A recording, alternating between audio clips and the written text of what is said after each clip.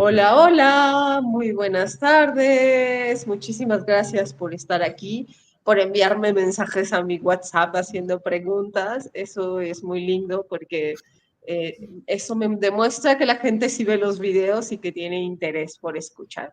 Entonces, en esta ocasión, Salomón y yo venimos a hablarles del beneficio del alga espirulina para prevenir y para regular la diabetes, porque se van a dar cuenta que es un alimento súper bondadoso, que tal cual te está previniendo de muchas otras enfermedades, porque no te das cuenta a veces de que detrás de cada alimento empaquetado hay una etiqueta, y en la etiqueta vas a encontrar elementos químicos y también edulcorantes.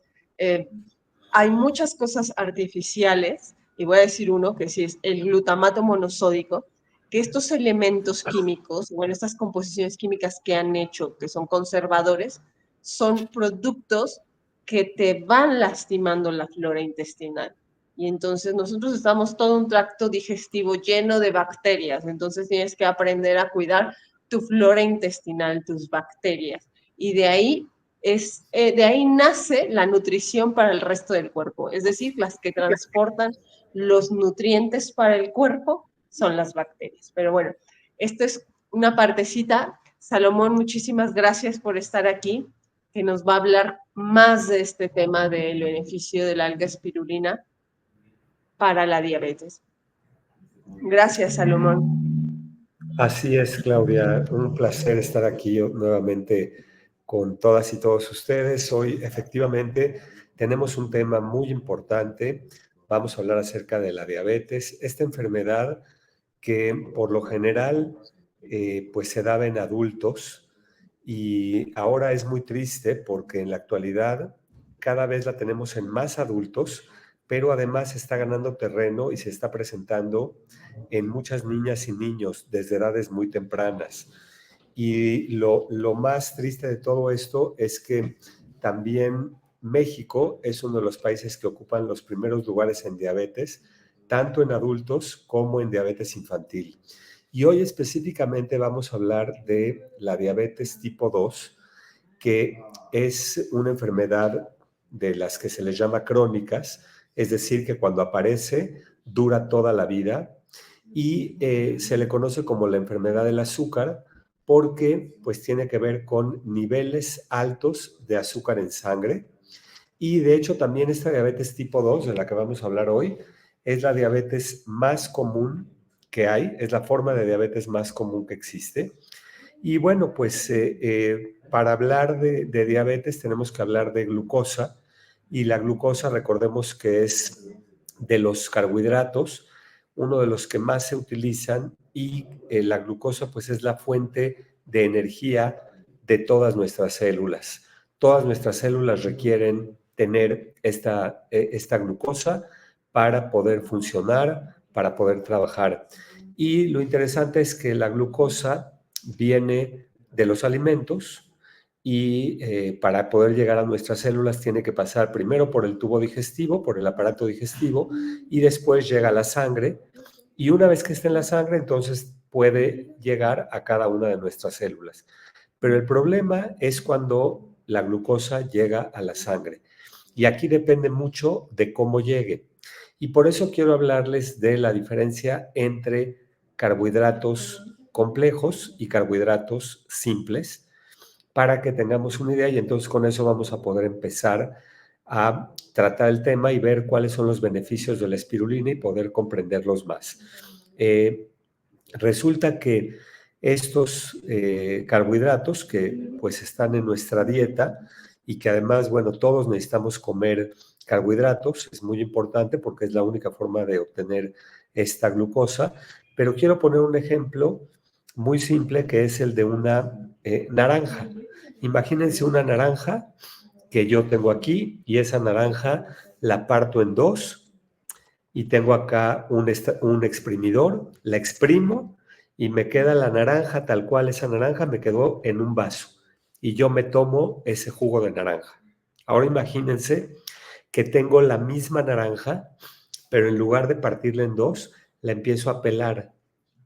Y así como ya la tengo pelada, me voy comiendo gajo por gajo hasta que me acabo la naranja. Entonces, en el primer caso me comí un jugo de naranja, en el segundo caso me comí los gajos, pero es la misma naranja, ¿sí? La diferencia es que cuando esta naranja llega a la sangre, después de que pasa por el tubo digestivo, la naranja que me comí en jugo va a aumentar muchísimo los niveles de azúcar en sangre. O sea, mi sangre se va a saturar de azúcar, porque en el jugo de naranja la glucosa, los carbohidratos se les llama simples, porque obviamente cuando yo la exprimí, solo me quedé con el jugo, que son los azúcares, y le quité toda la fibra. Entonces, la sangre se llena de azúcar. En cambio, cuando yo me como la naranja con gajos, el azúcar llega combinada con fibra y esto hace que la sangre no se llene tanto de azúcar. O sea, sí hay azúcar en la sangre, pero va a haber menos cantidad porque la que hay está unida a la fibra y el cuerpo tiene que separarla de la fibra. Entonces, esto es muy importante porque esto tiene que ver con algo que se llama índice glicémico de los alimentos. Y el índice glicémico de los alimentos es qué tanto se dispara el azúcar en la sangre cuando yo consumo un alimento. Entonces, los carbohidratos que se llaman simples, que son todos los que tienen que ver con el azúcar refinada, el azúcar blanca, los chocolates, los pasteles, los panes, las pastas, inclusive el arroz blanco, todos estos, o el jugo de naranja, son carbohidratos simples y disparan los niveles de azúcar, saturan el azúcar la sangre de glucosa. La sangre está llena de glucosa. Entonces, por el otro lado están los carbohidratos complejos, que son carbohidratos que están unidos a la fibra, a vitaminas, a minerales, y que cuando llegan a la sangre no disparan los niveles de azúcar en sangre. Entonces aquí estamos hablando de un índice glicémico más bajo. Ahora, ¿esto por qué es importante? Pues resulta que nosotros tenemos una glándula que es la que asiste al aparato digestivo y al sistema endocrino. Esta glándula se llama páncreas y el páncreas tiene unas células especiales llamadas beta. El páncreas está por debajo y detrás del estómago y lo que hace el páncreas es producir una hormona que se llama insulina. Y esta insulina es la hormona que va a transportar la glucosa de la sangre a las células. Dentro de las células, la glucosa se va a almacenar y se va a utilizar como fuente de energía. Entonces, lo que va a hacer el páncreas es estar produciendo insulina y hagan de cuenta que, imagínense que la glucosa en una ciudad sería como la gente que sale a trabajar o que sale de su trabajo y quiere llegar a casa. ¿Dónde tiene que estar la gente? Pues la gente tiene que estar o en el trabajo o en la casa.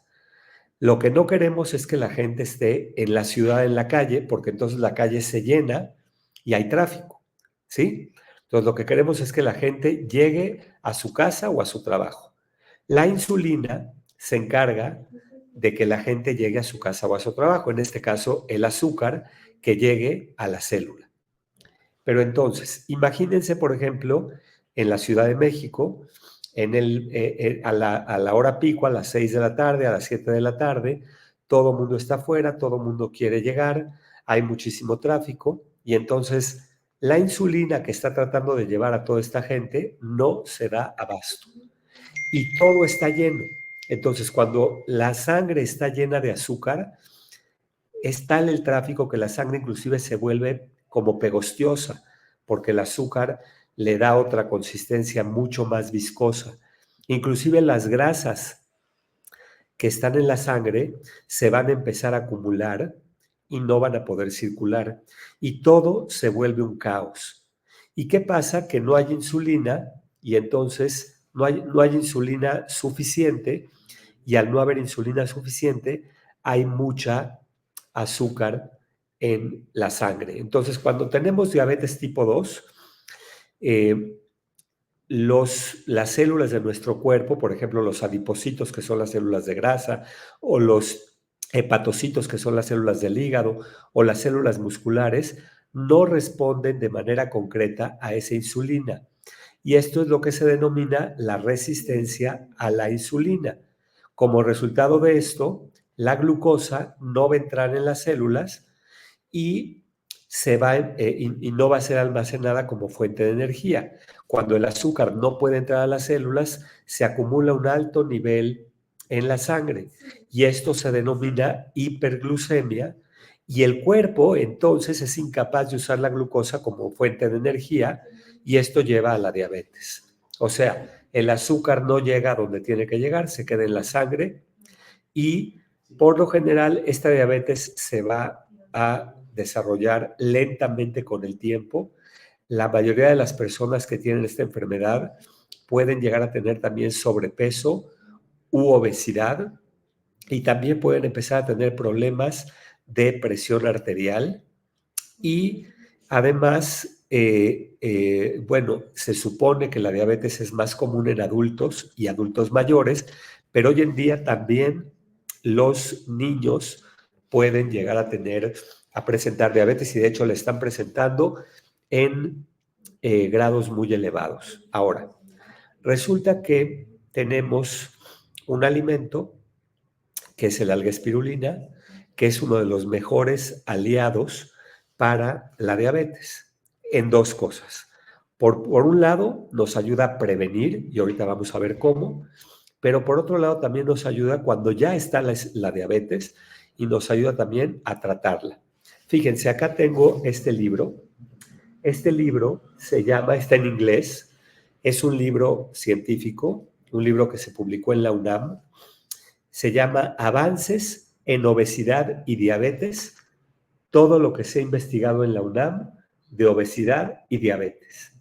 Es un libro, es chiquito, pero es un libro que tiene todo lo que ha hecho la UNAM en obesidad y diabetes. Y si lo abrimos, resulta que este librito que yo tengo aquí en mis manos tiene en total 13 capítulos. Y resulta que exactamente en donde se habla de cosas con respecto a la diabetes, ¿no? Pero es muy importante que el capítulo 11, todo el capítulo 11 está dedicado a la espirulina y se llama Efectos de la espirulina en la obesidad y en la diabetes. Y es todo un capítulo. Aquí en este libro no hay ningún capítulo dedicado ni a la avena, ni a las manzanas, ni a ningún alimento. Solamente le dedicaron un capítulo a la espirulina por el potencial que tiene para prevenir y para tratar la diabetes. ¿Qué pasa con la espirulina? Lo primero es que la espirulina tiene bajos niveles de azúcar. Es un alimento con bajos niveles de azúcar y que además los azúcares de la espirulina son azúcares complejos. ¿Se acuerdan que decía? Es como los de la naranja en gajos, son complejos. Esto quiere decir que cuando consumimos espirulina, los azúcares de la espirulina están pegados a fibra, a vitaminas, a minerales, y entonces, cuando llegan a la sangre, el índice glicémico de la espirulina es muy bajo. Si yo ahorita me como un chocolate con leche y azúcar, pues voy a aumentar los niveles de azúcar y voy a poner a mi páncreas a trabajar, y mi páncreas, si esto lo hago todos los días y a todas horas, llega un momento en que el páncreas dice, discúlpenme, yo puedo producir insulina hasta este nivel, más no puedo. Y esto es el comienzo de la diabetes, porque el páncreas dice, ya no puedo producir más insulina, no tengo más, discúlpenme, no hay más.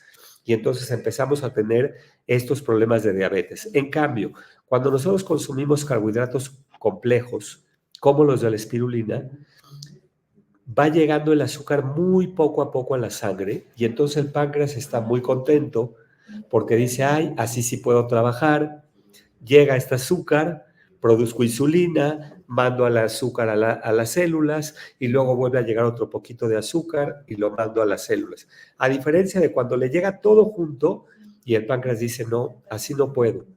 Es como nosotros mismos, ¿no? Cuando estamos en la oficina. Si tenemos muchísimo trabajo y mucha presión y nuestro jefe está encima de nosotros presionando, pues no vamos a rendir. En cambio, si nos va llegando poco a poco el trabajo, pues lo vamos sacando y llega un poquito más y lo vamos sacando. Entonces, el primer punto de la espirulina es que tiene carbohidratos complejos que ayudan a regular los niveles de azúcar en sangre. Pero otra cosa muy importante es que aunque la diabetes se conoce como la enfermedad del azúcar, en donde el azúcar esté elevada, la verdad es de que además esto tiene que ver con los niveles que tengamos de grasa en sangre, colesterol, triglicéridos, grasas saturadas, porque cuando los niveles de grasa están también alterados en la sangre, esto va a hacer que esté directamente relacionado con los niveles de azúcar y va a complicar también la labor del páncreas y la del hígado. Entonces, la diabetes también tiene que ver con la calidad de las grasas que comamos. Y en este sentido, en la espirulina encontramos ácidos grasos esenciales, que cuando los consumimos son como los ácidos grasos que están en el aceite de oliva, en la chía, en el ajonjolí, que son ácidos grasos que ayudan a bajar los niveles de colesterol, además ayudan a bajar los niveles de triglicéridos y hacen que el metabolismo de las grasas mejore, con lo que todo esto ayuda a que podamos tener un mejor desempeño con respecto a la diabetes. Entonces, está comprobado que cuando uno empieza a consumir espirulina, y para esto se requiere por lo menos 5 gramos al día, con el tiempo, después de unos 30 o 40 días, los niveles de azúcar empiezan a bajar. Invitamos a todas las personas que tengan diabetes a consumir la espirulina, especialmente en bolitas, y van a ver cómo sus niveles de azúcar van a mejorar. Inclusive su médico, no hay que dejar al médico, ni dejar de consumir el medicamento que el médico les mande, pero sus médicos les van a decir, ¿qué estás haciendo? ¿Por qué están bajando tus niveles de azúcar? Y bueno, pues es que la espirulina es muy especial para lograr bajar los niveles de azúcar en sangre.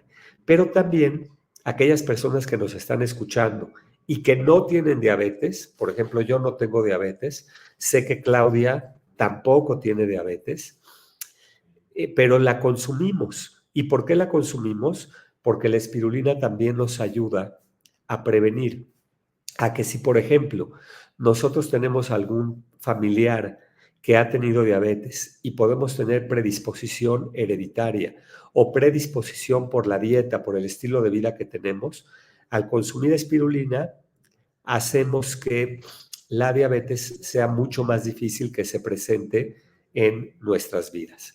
Entonces, la recomendación es consumir 5 gramos por lo menos de espirulina al día. Recomendamos que se consuma en este caso en bolitas, porque de esta manera la podemos tomar con agua, pero al mismo tiempo hay que bajar los niveles de azúcares refinados, aumentar el consumo de frutas y verduras, principalmente verduras, y también preferir los cereales integrales en lugar de cereales con harinas refinadas o harinas blancas. Además, por ejemplo, el arroz. El arroz, si yo me como ahorita un plato de arroz, el arroz va a subir muchísimo los niveles de azúcar en sangre, tiene un índice glicémico muy alto y puros carbohidratos simples. Entonces, lo que se recomienda con el arroz son 2 cosas. Una es consumir arroz integral. El arroz integral es un arroz que, a diferencia del blanco, tiene muchísima cantidad de fibra. El blanco es pura azúcar. Entonces, cuando consumimos arroz integral, este arroz integral llega con toda esa fibra y su índice glicémico es más bajo y hace que el páncreas funcione mejor. O también, si nos gusta el arroz blanco, perfecto, podemos consumir arroz blanco, pero siempre con verduras. Picamos zanahoria, chícharo, calabacita, chayote, le podemos poner pues cualquier verdura que nos guste y hacemos un arroz con verduras. Las verduras van a proporcionar fibra y van a hacer que este arroz no tenga tanto índice glicémico en la sangre.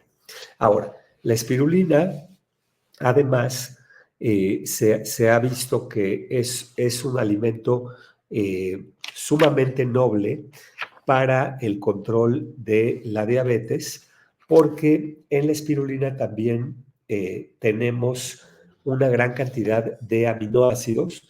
Estos aminoácidos, pues, nos ayudan en gran medida a que los carbohidratos de la espirulina también estén pegados a la proteína y esto hace que mejore muchísimo el que los azúcares lleguen a la célula. Cuando nosotros consumimos espirulina, la poca azúcar, la poca glucosa que hay en la espirulina va a llegar directamente a las células y las células van a mandar una serie de señales al páncreas y le van a decir, páncreas, ya no necesitamos que produzcas insulina porque nosotras las células ya tenemos la glucosa y estamos produciendo energía. Y entonces el páncreas se va a poder relajar. Por eso, otra ayuda de la espirulina es que ayuda a relajar el páncreas, a no sobrecargarlo, y esto es muy importante. Entonces, también hay que tomarlo muy en cuenta. Y como resumen, quiero decirles que entonces la espirulina puede ofrecer varios beneficios para personas con diabetes o para personas que quieran prevenirla, gracias a su perfil de nutrimentos y a sus propiedades antioxidantes. Quiero comentarles como resumen 5 puntos importantes acerca de la espirulina y la diabetes. El primero, mejora el control de los niveles de glucosa. Muchos estudios, como este que les decía de la UNAM, han reportado que la espirulina puede ayudar a reducir los niveles de glucosa en sangre con diabetes tipo 2, contribuyendo a un mejor control glicémico, que es el control del azúcar en sangre. El segundo punto es el aumento de la sensibilidad a la insulina. Consumir espirulina puede mejorar la sensibilidad a la insulina, lo que facilita la regulación de los niveles de azúcar en la sangre y ayuda a prevenir los picos de glucosa. También el punto 3 es que la espirulina tiene propiedades antioxidantes y antiinflamatorias y gracias a la ficocianina, que ayuda a reducir el estrés oxidativo, que es muy común en personas con diabetes, entonces puede proteger las células y mejorar la salud en general. El punto 4 es que, como decía, mejora el perfil de los lípidos. Entonces, además de que controla la glucosa, también ayuda a reducir los niveles de colesterol y triglicéridos, lo que es beneficioso para reducir el riesgo cardiovascular que está asociado siempre a la diabetes. Y por último, el hecho de que la espirulina es fuente de proteínas, vitaminas y minerales que ayudan a mejorar la salud en general de las personas con diabetes y que ellos a menudo necesitan una dieta equilibrada y controlada.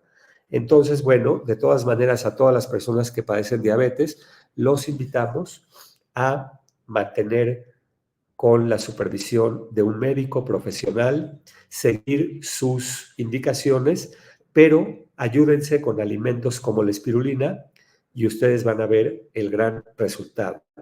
Muchas gracias. Gracias, Salomón. Qué didáctica la explicación de la insulina y la relación que tiene con los fluidos. Es decir, es una transportadora y también tiene que ver con la densidad de la sangre. Y ahora veo la lógica de por qué las personas que tienen problemas de diabetes tienen problemas de circulación. Claro, porque los azúcares no están fluyendo, no se están transportando y asimilando. O sea, es súper interesante eso. Y bueno, claro que uno de los beneficios que tiene el alga espirulina es que te hace que tu sangre sea como más fluida. Y ahorita me hiciste conectar con algo muy interesante, que esto se lo quiero aportar a las compañeras que cantan. Claro, un cantante también tiene que cuidar su voz y principalmente su alimentación, porque cuando tú llegas a comer algo que te pueda afectar la garganta o los fluidos, la suavidad en tu cuerpo, y la espirulina es un buen aliado, ahorita que lo estoy pensando, porque precisamente la espirulina colabora tanto a bajarte los niveles de colesterol y a que tu sangre tenga una mejor fluidez.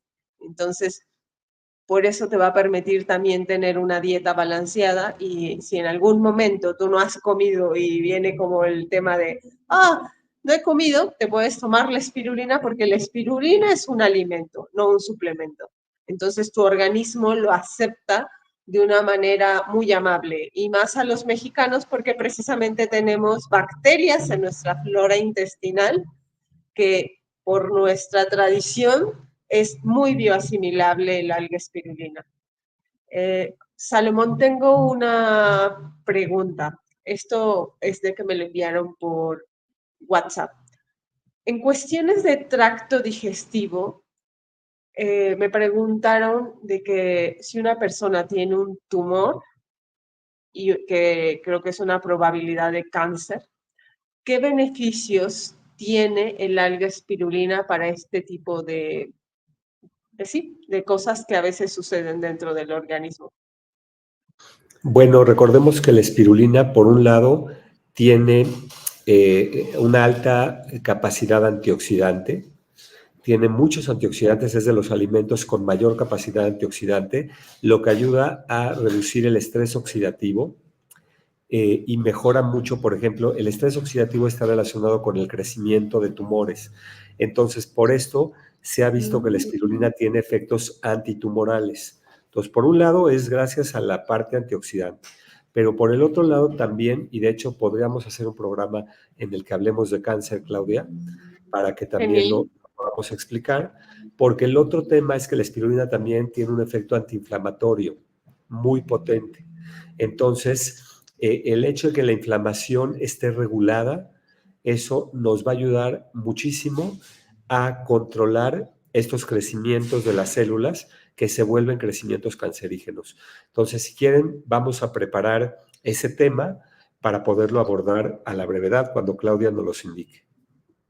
Claro, Salomón, te lo propongo para la siguiente entrevista y considero que es un tema muy importante porque son de las propiedades que tiene el alga espirulina que te previene el cáncer. Y una vez si tú tienes cáncer, eso te puede colaborar a que ese cáncer no avance, ¿no? O sea, y también tener una buena alimentación. Y una de las grandes propiedades que tiene el alga espirulina es la alcalinidad. Entonces, este nivel de alcalinidad que es de forma natural no va a permitir para que ciertos virus o bacterias o cosas que se están proliferando de más se sigan proliferando. Entonces, me encanta la idea, Salomón, te la propongo para nuestra próxima entrevista. Y bueno, esto quiero que la gente lo sepa, que tenga la confianza de enviarme mensajes. Para eso yo estoy en contacto con ellos. Si alguna persona tiene preguntas, me lo pueden hacer llegar vía WhatsApp o Instagram, Facebook. Mi Instagram es Alimento Cuántico y en Facebook también me encuentran con el nombre de Alimento Cuántico y Amada de Dios, porque ahí puedes encontrar tanto todos los productos de que es alga espirulina y también los diferentes videos que he estado haciendo junto con Salomón, donde se abordan diferentes temas del beneficio de la alga espirulina. Y ahora comprenden por qué el alga espirulina es una bendición.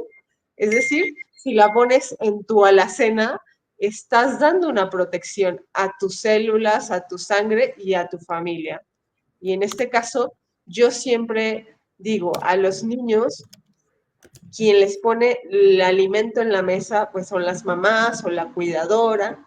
Entonces, sirve que puedas codificarle a un niño desde una edad muy temprana el consumo del alga espirulina. Porque de una forma muy natural le estás dando una vacuna, por así decirlo. O sea, estoy utilizando esa palabra, pero como de una forma muy natural que tengan cuidado.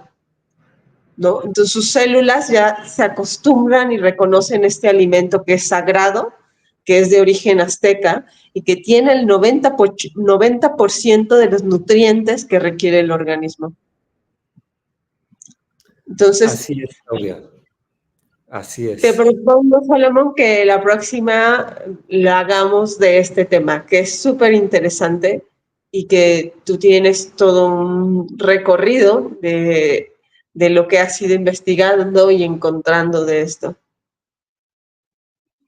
Con mucho gusto, Claudia, así estaremos y pues es un placer poder contribuir, poder compartir toda esta información y esperemos que la espirulina pues siga dándoles beneficios y pues siga aportando todo este bienestar y calidad de vida para nosotros y nuestras familias. Gracias, Salomón, y gracias a todas las personas que comparten los videos y que consumen la espirulina y compártanselo a quien no lo tenga para que les llegue y tengan un superalimento que te va a cuidar, te va a proteger y te va a nutrir. Muchísimas gracias, Salomón, por tu amable tiempo y estoy en Gracias. contacto. Chao. Gracias. Saludos. Chao.